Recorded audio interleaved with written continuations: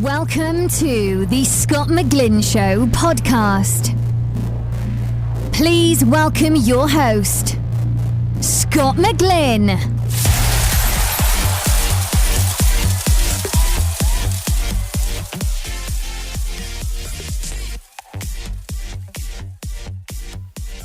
Okay, everyone, to the Scott McGlynn Show. I am joined with Mr. Davey Wavey, all the way from LA. How are you doing over there? I'm good. How are you? I'm very well. I'm good. I know it's like morning over there, and you've done your gym and your breakfast has all been tick, right? I'm all yours. Yeah, I'm actually in Rhode Island. I'm on the East Coast today, so it's not quite as early, and it's a lot colder than Los Angeles. But I'm here. And I'm queer. Yeah, do you know, I thought you was in LA, and I do apologize for that. I do apologize. No, yeah, I lived in LA for a little bit, and I just got a place out in California, so I'm there quite a bit. I don't even know where I am half the time, so so it's fine. It's fine. Do you know what? It's actually snowing where I am here in the UK as well right now. So I think it's like very cold around the world going on. Yeah, but isn't it romantic when the snow's falling like that and it's just before Valentine's Day? It's really setting the mood, right? And you just want to like cuddle and snuggle. I know what you're coming from, and like I know where you're coming from, but I just don't like my car skidding in it and like bashing into other cars, and it's like I just can't get up my street. You know what I mean? Yep. Like that kind of stuff. You're so romantic. I just, my car's gonna hit someone over. So it's like, I'm done with you. I'm done. Yeah. So for the listeners out there, you are huge. I mean, massive YouTuber. And you all talk about. Oh, I thought you were talking about my penis. Huge, massive. No, Charlie. No, we haven't. I haven't seen that. Maybe one or two listeners have. I'm not too sure, but just one or two. Yeah. Yeah, you never know. But the whole your channel is basically all about sex and relationships. Yeah, it's evolved over time. I think when I started 11 years ago, it was a lot about coming out and accepting yourself because, I was 23 years old and that's where I was at in my life. And now I'm 34. And what's interesting for me now is really diving into sex and sexuality. And I think all this time I've just kind of been making videos about the things that I'm interested in and passionate about. And it turns out I'm really passionate about penises and sex. So that's what I'm doing. But I must admit, like, you've got such a high following. So did you think when starting the channel and, obviously, progressing and changing it over the years into different content, like, did you think it's going to be like a massive impact like it actually has? Because you've done amazingly well over it all. So yeah, no, I think today, like when people start YouTube channels, they really go in with the intention of like becoming famous or having a big following. I was just, when I started, YouTube was barely even a website. Yeah, it was very new, wasn't it? So yeah, and and people weren't making a living from it. I was just making videos as kind of like an online diary. And I figured in 10 or 20 years, it'd be cool for just to kind of look back and see what books I was reading or who I was friends with and what I was doing. It never occurred to me that people would follow along. But they did. And so that's really kind of changed the trajectory of the content that I make. Yeah. I've watched it, and obviously you get special guests on there as well, like that, like other YouTubers on there, right? Because I know you had the Roads Bros. I think I've seen that one on there. A couple of different ones here and there. So it is like, you mix it up a little bit, don't you? It's like, yeah. It used to be, my channel used to be very like YouTube-y with all the little challenge videos that people did. And then finally I was like, I'm a grown ass man and I really am not inspired to create content like the tin can challenge. I want to create content that I feel is in line with my passions and that contributes, not that a tin can challenge video doesn't contribute to the world in a meaningful way, but it's not in the meaningful way that I want to contribute. Yeah. And do you find, because I find this, by the way, and a lot of young gay men and gay guys, definitely probably think the same. Like, do you find your channel, and hopefully you do, because I think you should, it's like very like educating, as you teach people a lot. Yeah, I mean, that's kind of the idea, but it's doing it in a way that's like, look, I mean, it's not like brain surgery or curing cancer. Like it's fun. And I think that's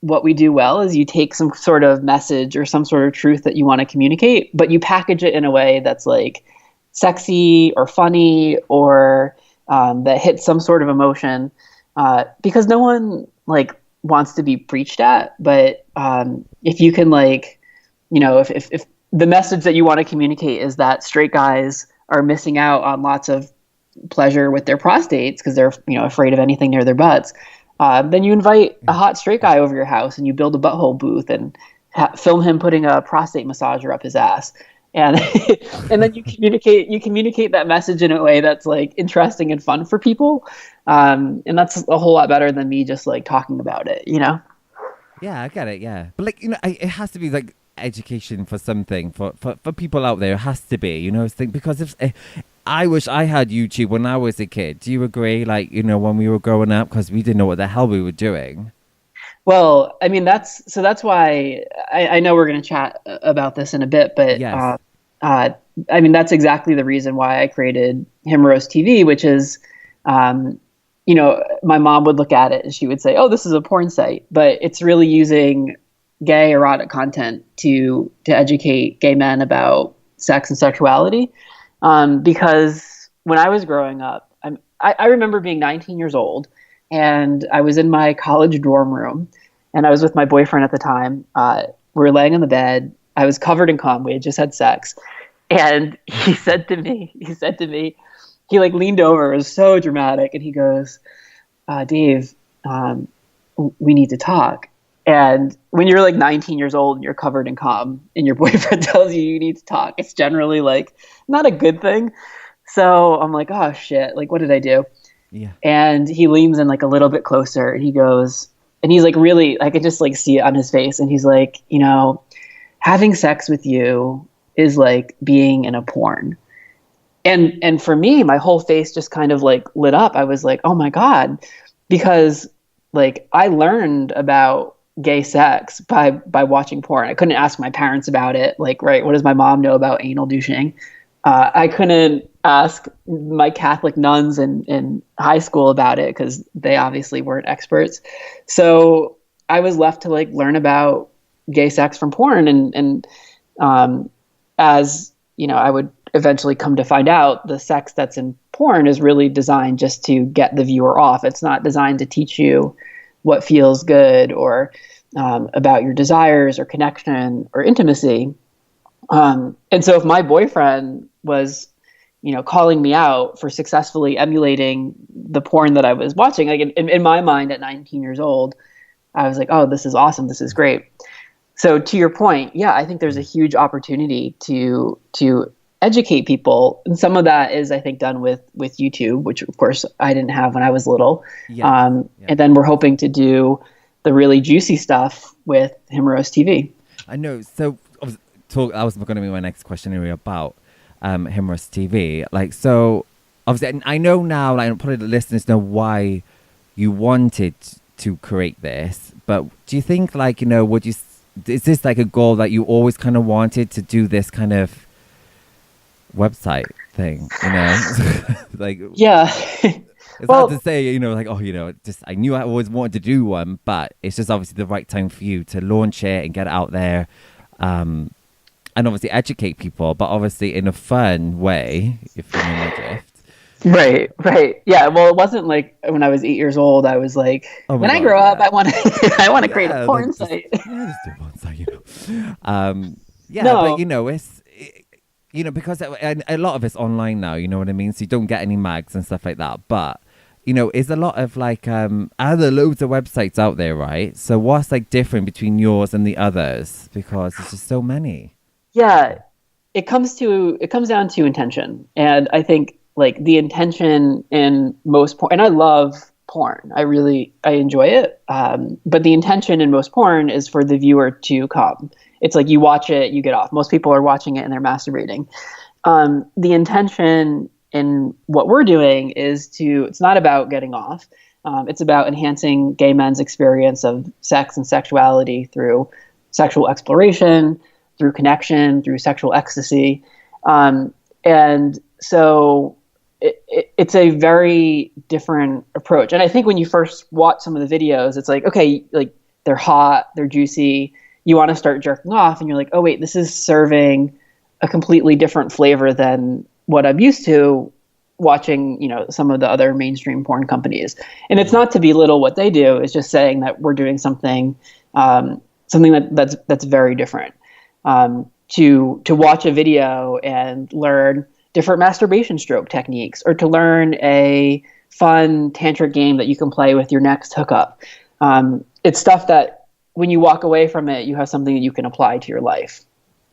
Yeah, I get that. How long did it actually take to create this? Did you start planning it a year ago, and then it was just taking so long? Because obviously you need so much video and content to get the ball rolling, for everyone to. Yeah, that was the thing so it took us 2 years to launch, almost 2 years to launch the site, maybe a year and a half, I guess, when we launched in November, but now we're coming up on almost 2 years. And the reason it takes so long is because if you're watching, most mainstream gay porn, it's just two guys having sex in a hotel room. It's like the same formula. Like they walk in, they kiss, the clothes come off, one blows the other, they fuck. Okay, and then it ends in an ejaculation. It's kind of like the assembly line of gay porn. All you have to do is find two guys in a hotel room. What we're doing is each video has a message in it. We have to find models that are really turned on by whatever we're portraying. We have to find locations that are inspiring. And I'm not an expert in really any of this. So I have to hire sex coaches or tantric instructors, really great directors, producers, people who this is their world, and bringing all those elements together.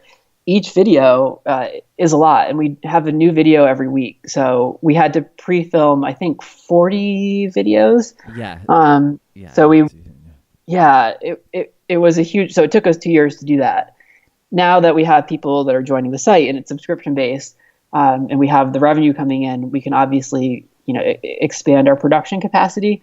But we filmed in Brazil, we filmed in Hawaii, Palm Springs, Vermont, North Carolina. We have a project coming up in Toronto and then Provincetown.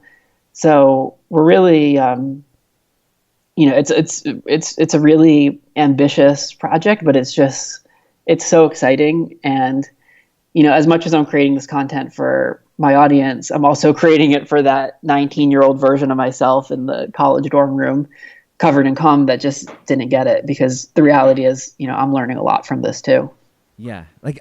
So when you go to different areas of different towns and different places like that, is that where those the people in that video are from, and you just go into their area and then you're just going to film it with them over there, or you just literally just flying around different areas? Well, so we've done, when it comes to the models, we've done kind of a combination of both. On our last shoot in North Carolina, we worked with 5 local models, and then we brought in 2 models from Helix Studios. Right. And what we've done is kind of a balance of the porn stars and the bodies that I guess people are used to seeing in traditional porn. So, the 6-packs, the big dicks, the muscles, all that. But then also showcasing the guys that you might not traditionally see in porn. Guys, over the age of 40, 50, 60. One of the models is 83. Oh, wow.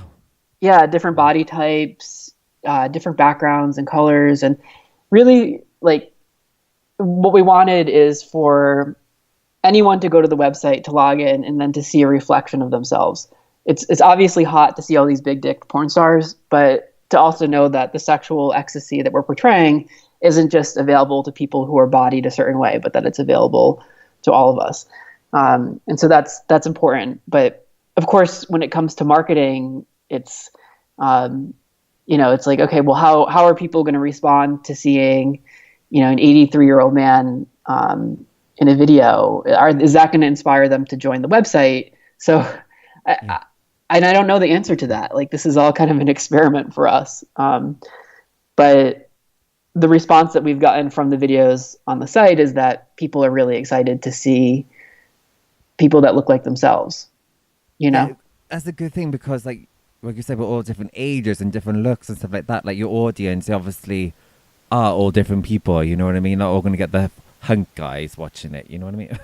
But Yeah. you can get all ages watching this, and obviously they can relate, thinking, okay, this is where I am right now, and I'm going to learn a trick or two here. And then I'm going to get out on Saturday night and just find a guy. But Right. Well, if it's all just porn stars with 9-inch dicks, it's like, okay, well, that's not what I look like. So yes, easy for them to do this. But what about me? You know? yeah. Like, so like, did you get much involved in the casting, Davey? Yeah. Yeah. I mean, I'm involved in every step of of each video, which it's basically consumed my life because we do, 50 videos a year for Himeros and 50 videos a year for Himeros's YouTube channel. And then I have to do another 70 videos for my own YouTube channels. So it's a lot of content, but for me, Himeros TV is just such a passion project that I really want to be, or maybe I'm a control freak, I don't know, but involved in each concept. I mean, a good example is one of the videos that we filmed featured this 83-year-old man, and I was just so excited that he agreed to be part of the project. And I think when you're an 83-year-old gay guy who's lived through Stonewall, who's lived through the AIDS epidemic, you have very few fucks to give, right? Like he was like, yeah, I don't give a shit. Like, of course I want to do this. This sounds amazing. Like, are you kidding me? So my concept for that video was that he was going to be masturbating on the porch, and that we were going to kind of cut between him and this young couple and have it filmed in a way that he was remembering this experience from when he was 20, and it'd be like very cinematic. And so I was talking to the tantric coach, Brad Amberhart, about it. And Brad was like, yeah, he's like, I understand what you're doing, but the reality is at 83 years old, this man is having the best sex of his life. And he wouldn't be remembering the sex that he had when he was 20. He'd be out having the hot sex now. Yeah. And also it's kind of sad that he would be like sitting on the porch remembering what has been. And he's like, how about instead, we have him say at 83 years old, I'm having the best sex of my life. And it's my intention to empower the younger generation to have amazing, mind-blowing, bedazzling sex. And instead it becomes not him remembering the sex, but him blessing the younger generation, like a blessing of the elder. And he almost orchestrates this experience between the younger couple as he strokes his nipple. The younger couple like reaches and strokes the other's nipple, and it becomes kind of this really empowering video for this elder. And that's why, it's so important to involve other people in it, because it completely transformed the video into something really incredible. And that's just one of the 52 videos we'll be uploading this year. One, like it must be. I don't know. I'm just thinking about this casting thing though. So obviously, I just don't know how it kind of works. You got to break it down for me, because I know you're very hands on, and I know you kind of want to, you kind of sort all of this out yourself. Because I'm like that. I'm very hands on. I'm kind of like a control freak. You're a businessman as well. You know what I mean? So yeah, you know what's going on. But like what is like a casting for like a porno movie? I don't want to know. Like, what do they have to do it there in front of you to think, okay, you got the part? Like, just for listeners, like I don't know. Like, I'm very intrigued to know. Like, yeah. I think it probably sounds a lot more interesting than it is.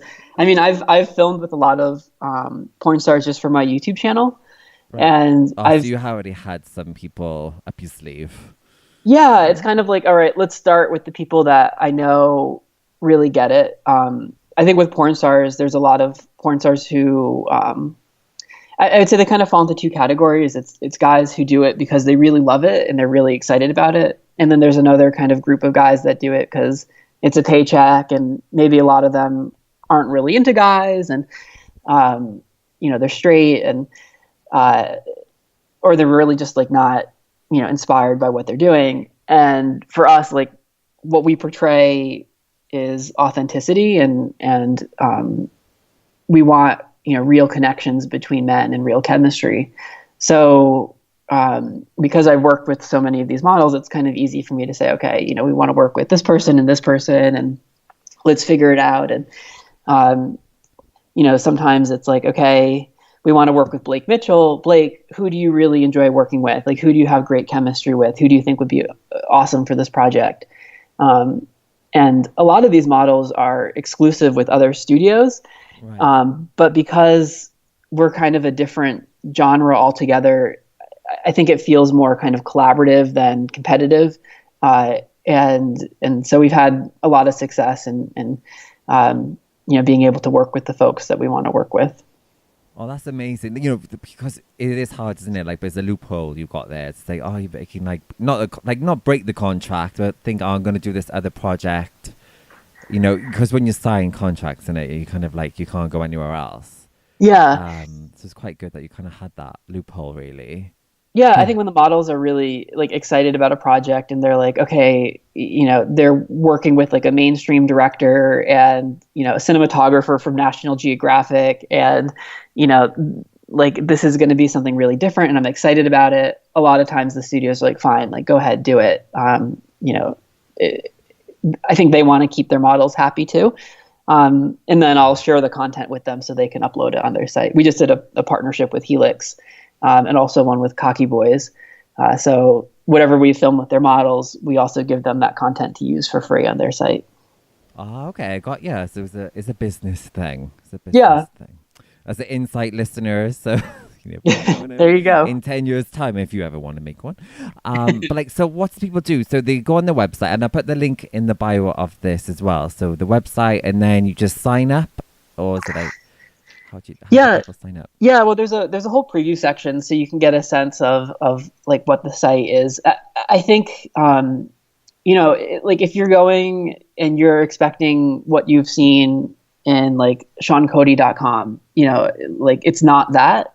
So we really want people to know what they're getting involved with. So you can preview all the videos. There's like 60-second previews of everything that we have. And if it is something that is inspiring to you, or if you do want to, improve your experience of sex, then yeah, it's a membership site. And it can be for as little as, depending on how many months you commit to, it can be as little as 50 cents a day. So there's, different price points, and if people are interested, they can join. Oh, amazing. All right. Well, I put like the link of the website in the bio, so people just click on that and just have a cheeky 60 seconds. Well, obviously, hopefully they pay more. Otherwise, if they're doing their business in 60 seconds, then that's going to be free. So, well, we're going to have some videos for that too. Cheeky. But Valentine's Day is tomorrow. Have you got a special someone you're celebrating it with, or are you just chilling with friends? What's going on there, Davey? Or you're not going to say? I will be in Palm Springs for Valentine's Day, and I will be surrounded by a lot of love, but it will be the love of the friends that I have that are out there. It won't be a romantic love, but that door's open in my life, and we'll see. But there will be plenty of love in my Valentine's Day, nonetheless. Do you know what? I was single for so long for Valentine's Day. Like, I haven't been single. I've been with my partner for nearly 7-8 years.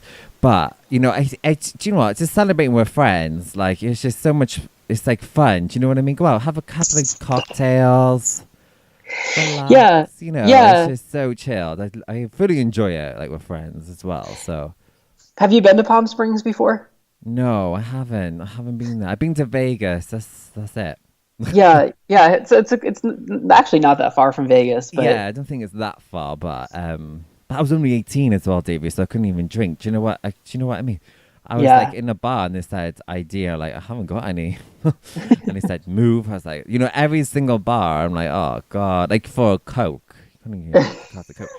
So I was like literally living off like vending machines, like because I couldn't, no one was serving me like a soft drink. So, yeah, so it wasn't much fun for me. But now, obviously, I'm like 30 now, so maybe I should return back to America and live it than I should be living, because I missed out. Like, who goes to Vegas and don't drink? That's just crazy.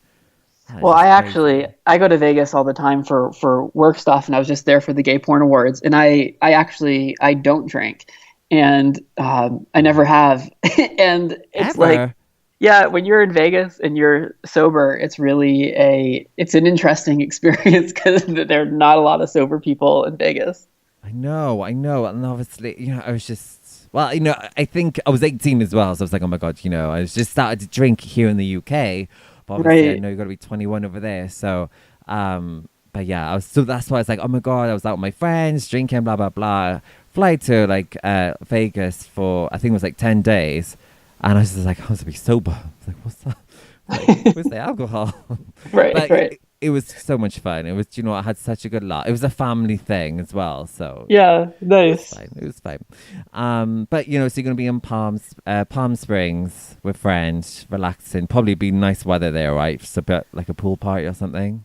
Oh, it's beautiful. It's warm and sunny. Yeah, I'll be setting up my new place. I'll be assembling furniture and probably covered in sweat and you know, Doritos or something, but it'll be fun. It'll be fun. Doritos. Make sure it's the cool one. Do you like the cool Doritos? Is that the ones? I like anything that's not good for you. Yeah. Oh, really? Oh my God! Like, you've got like, your body is just like such physique is perfect. Well, You yeah, can't it's just a eat lot of. anything you want. Come on. I spend a lot of time at the gym, Yeah. so it balances out. Like, I just a little quick one because I'm intrigued now. It's like, so if you was going to meet someone, are you a fan of dating apps or not? Because I hear so many mixed things on this thing, and I call me old fashioned, but I'm kind of not, because I like to meet people in person. Well, you also have a partner, so it's you Oh know yeah, it, I know. It's just it's the previous guests has come on the show, and we just literally have a little chit chat about it, and now and again. But I was wondering, what's your thoughts? Because are you a fan of these dating apps like Chappy and Grinder and Tinder or whatever else it has? That's all the ones I know, but probably 5 more, right? yeah. Well, since I don't drink, I don't really spend a lot of time in bars, and True. I yeah, I generally go to bed fairly early, and my days are pretty busy. So if I didn't have a dating app, like there's just this sounds horrible, but it's a very like efficient way to like put yourself out there and to potentially meet people. So I've actually had really good luck. My last boyfriend of 2.5 years, I had met on Grinder, and we had a great connection. So I get that there's a lot of like you might have to weed through to find the guy that really resonates with you, but it's for me, it's kind of like the only option. Like, do you find, because obviously your face is out there and has been for years, so people obviously can recognize you quite easily. If like you was like on one of these dating apps, and like obviously it's like, and do they always message you, is this Davey? Like, Yeah, they always think that they're being catfished. yeah, I was gonna ask. Yes, yeah, definitely. Yeah, so I just have kind of my like, all right, my Instagram is linked. Just send me a direct message on there, and then you can know it's me. Otherwise, you're like taking pictures, like sticking your tongue out and holding up 3 fingers so that they know that you're real, and standing on your head and people. No, right? No, it's true though, because you must have it, and probably when you're on these apps, and you must feel like, is this the real Davey, or you just like not the one? You know what I mean? Because obviously, must be some people faking to be you on these. I have no idea. Yeah, I don't know. So, but yeah, I do get that a lot. That people are skeptical. They should have some. I mean, shit. We like landed a person on the moon. What, like 60 years ago? Like, you think that there would be some easy way to verify that someone is real for a dating app, right? There's got to be some way. I haven't been on them for a long time, so I don't know how it's like work now. So Yeah. yeah, that's a video you should do. I don't know if you've done this one recently, but kind of like like you do a video on, you know, on people. I think, I don't know, like, because you said you can link your things into through them now. So maybe that's the way to say, yeah, it is me. Like, you know, your other profile links, maybe that's the way now to kind of think, yeah, it's me. Yeah, but I mean, I could link Beyonce's Instagram to my Grindr profile. Yeah, that's very true. And it doesn't make me Beyonce, you know? Oh my God, that is true. Yeah, that is a good one. That is a good catfish, that one. I'm gonna catfish as Oprah. I do love you. I have never been catfished. Well, I won't. I don't think I will never will now. But thank God I haven't. And Justin wasn't a catfish. Thank fucking God. Because I interviewed a catfish maybe a year ago, and it was actually really hard to find someone who was willing to go on camera, and I had to like cover up his identity. But I've been catfished quite a bit, and I kind of went into the interview being like, you know, a little bit angry and like, oh God, yeah, I'd be fucking fuming. I'd be like, you well, did right, this to me, and I'm like, I fucking hate you. Like, right, like you wasted people's time and emotions get involved, and it's really deceptive. But so he explained to me, he was like, look, he's like, I have created profiles where I use my real picture, and he's like, I'm a bigger guy, you know, he's like, when I'm myself, no one replies to me, no one responds, and he's like, I just feel so invisible.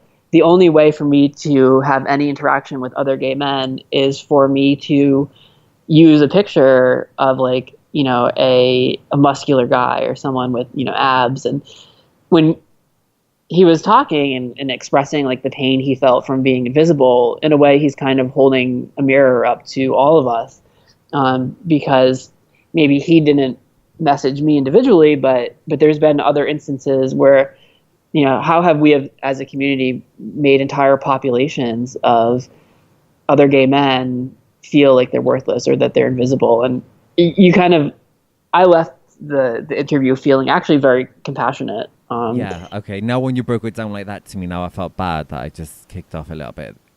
Well, I think it's the natural, like, it's the natural reaction, right? Like, you get very frustrated and angry, but to like examine why it is that people do it, like it just makes it a lot more human. Yeah. Well, just to go back on your catfish experience, actually, you telling me, like, do you actually go out and then you plan to date and then you go and meet at this restaurant, whatever, and then it was like not the person he was going to be? Is that what you mean? Has that happened? Or well, not that exact scenario, but but yeah, to varying degrees. I mean, not so much anymore, because now I really like make sure I FaceTime with the person beforehand, or you know, it's if someone doesn't have an Instagram or they tell you that their camera's broken, right? Like that, it's a little bit of a red flag. So yeah, I think I've become a little bit of like, you know, those like pigs that sniff out truffles. I think I can sniff out catfishes pretty well. Oh, good. That's the talent that is. That's your next thing. You should be like, create something, a dating app, but like ban cat. I don't know how we're going to do it, but we can work on it. We've got a couple of years to kind of work. Do you know what I mean? Like work on something to kind of like, right, you've got to like identity, you know, got to at least post 10 photos of yourself before applying to come online, you know, to really make sure it's them, you know. I think what you'd have to do is have a button that they could press, which initiates like a live, like almost like FaceTime. So that they could very instantly just verify that it's you. Right. Okay. That's my solution. Yeah, well, that's a good one. So you never know. Chappy, get on it. Grindr, get on it. Project. That could be your next one. You never know. Oh, girl, I don't have time. We'll let Grindr do that. Yeah. Oh, I don't know. We put it out there for them. But thank you so much for joining me, and I'm going to link the website on for everyone to check it out and hopefully get people to sign up for you. I'm gonna literally share the hell out of it for you. Well, thank you. Yeah, it's HIMEROS, himeros.tv, as in television. Perfect. And enjoy the rest of your morning, because I know it's like early morning with you, right? Yeah. So, yeah, thank you. And enjoy your afternoon, evening, and night. Thank you very much. Thank you. Thanks, Davey, and I shall speak to you soon. Thank you. Take care. Take care. Bye. Bye. Bye. Follow and subscribe the Scott McGlynn Show podcast on iTunes and on Twitter.